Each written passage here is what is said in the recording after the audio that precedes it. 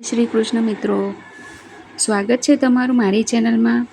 તો આજે આપણે શ્રી રામચરિત માનસમાં જણાવેલા શ્રીરામના ઉપદેશો જાણીશું. પરિવારમાં સુખ શાંતિ જાળવવા માટે વ્યક્તિએ વૈરાગ્ય, જ્ઞાન અને ભક્તિ વિશે વાતો કરતા રહેવું જોઈએ. રામાયણમાં ભગવાન રામ, લક્ષ્મણ અને સીતા વનવાસ પર હતા. આ સમય દરમિયાન તેઓ પંચવટી પહોંચ્યા.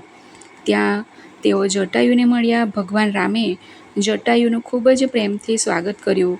જટાયુ પણ ભગવાન રામને મળીને ખૂબ જ ખુશ થયા.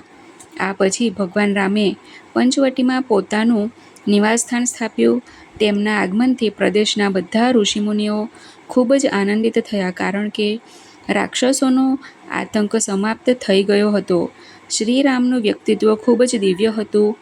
આ કારણે પંચવટીનું કુદરતી વાતાવરણ પણ ખૂબ સારું બન્યું અને ઘણા નવા પ્રાણીઓ અને પક્ષીઓ પંચવટીની આસપાસ રહેવા લાગ્યા. એક દિવસ શ્રી રામ, લક્ષ્મણ અને સીતા પોતાની ઝૂંપડીમાં બેઠા હતા. ત્યારે લક્ષ્મણે શ્રી રામને કહ્યું, મારા મનમાં એક પ્રશ્ન છે, કૃપા કરીને જવાબ આપો. માયા શું છે?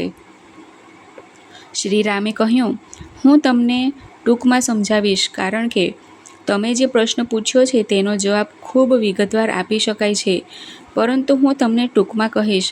મન માયામાં ફસાયેલું છે અને આપણું મન જ્યાં પણ જાય છે માયા ત્યાં જ રહે છે. માયાથી બચવા માટે આપણે આપણા મનને નિયંત્રિત કરવું જોઈએ. આ પછી શ્રી રામે લક્ષ્મણને ત્યાગ,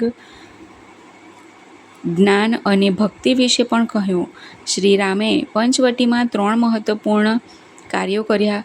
પ્રથમ, તેઓ જટાયુને મળવા, પછી તેઓ ઋષિમુનિઓ અને સંતોને મળ્યા અને પ્રાણીઓ અને પક્ષીઓને આનંદિત કર્યા. આ પછી તેઓ તેમના પરિવાર સાથે બેઠા અને જ્ઞાન, ત્યાગ અને નીતિશાસ્ત્રની ચર્ચા કરી. સંબંધોમાં પ્રેમ અને આદર જાળવવા જોઈએ. પંચવટીમાં શ્રી રામ જટાયુને મળ્યા. જટાયુ એક વૃદ્ધ પક્ષી હતા, જેણે પાછળથી સીતાના અપહરણ દરમિયાન રાવણ સાથે યુદ્ધ કર્યું અને પોતાનો જીવ બલિદાન આપ્યું. જ્યારે શ્રી રામે જટાયુને જોયા ત્યારે તેમને તેનું ખૂબ પ્રેમથી સ્વાગત કર્યું. શ્રી રામે સંદેશ આપ્યો છે કે સંબંધોમાં પ્રેમ ઉંમર કે સ્થિતિ અને દેખાવ પર આધારિત હોવો જોઈએ નહીં, પરંતુ દરેક સાથે પ્રેમ અને આદરથી વર્તવું જોઈએ. તમારી આસપાસના લોકો સાથે સમાનતા અને સ્નેહથી વર્તવું જોઈએ. તમારી આસપાસ સકારાત્મકતા જાળવી રાખવી જોઈએ. ભગવાન રામના આગમન સાથે પંચવટીનું વાતાવરણ સકારાત્મક બન્યું. જ્યાં એક સમયે રાક્ષસો ભયભીત હતા, ત્યાં હવે ઋષિઓ અને સંતોને શાંતિ મળી. પ્રાણીઓ અને પક્ષીઓ પણ આનંદથી આવવા લાગ્યા. ભગવાન રામે સંદેશ આપ્યો છે કે આપણે સકારાત્મકતા જાળવી રાખવી જોઈએ. જો આપણા વિચારો સકારાત્મક હશે તો આપણી આસપાસનું વાતાવરણ સુખદ રહેશે.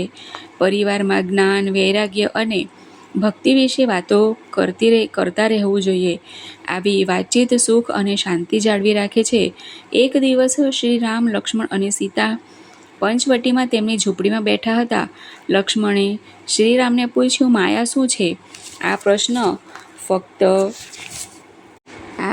ફક્ત એક પ્રશ્ન ન હતો, આધ્યાત્મિક જ નહોતો, પણ જીવનના મૂળભૂત સ્વભાવ સાથે પણ સંબંધિત હતો. શ્રી રામે કહ્યું કે જ્યાં સુધી મન જાય છે ત્યાં સુધી માયા અસ્તિત્વમાં છે.